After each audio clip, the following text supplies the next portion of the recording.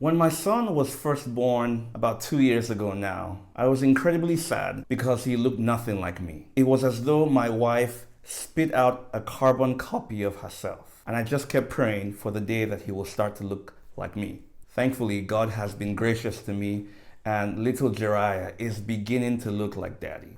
But beyond the physical similarity, my wife and I have noticed something very interesting. We've noticed that when we do things around the house, when we sweep or when we wash dishes or when we are playing around the house, we've noticed that our little son loves to imitate the things that we are doing. And those of you who are parents, this is no strange thing to you. There is something about little kids that wants to imitate their parents.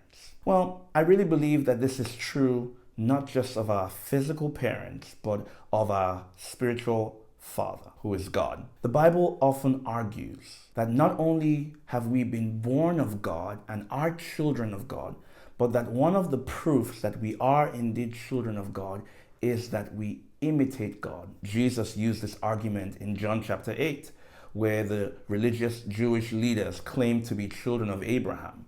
And Jesus said, if you're truly Abraham's children, you will do what Abraham did. It's a very simple principle. Children imitate their fathers. Children imitate their parents. So here's what I'm saying to you. If you are a child of God and you've put your faith in Jesus, you already have a genetic unity with God. You have been born of God. But that's not all, because there are family ethics. There are ways we do things in the family of God.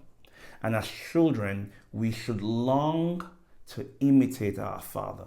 The world around us tells us, give evil for evil. But that's not the way of our Father. He says, give good for evil. The world around us says, don't forgive the people who hurt you. But that's not the way of our Father. Because when we were enemies of God, He sent His Son to be reconciled to us. The world around us says, sex is just for pleasure. It's cheap. You can have it anytime. But our Father, who takes people very seriously and knows the power of sex, says, hey, save it for a covenant relationship called marriage. Whose way will you go? If you're a child of God, there is something instinctive in you that wants to imitate Daddy. We want to love like Him. We want to be holy like Him. We want to be self-giving and generous like Him.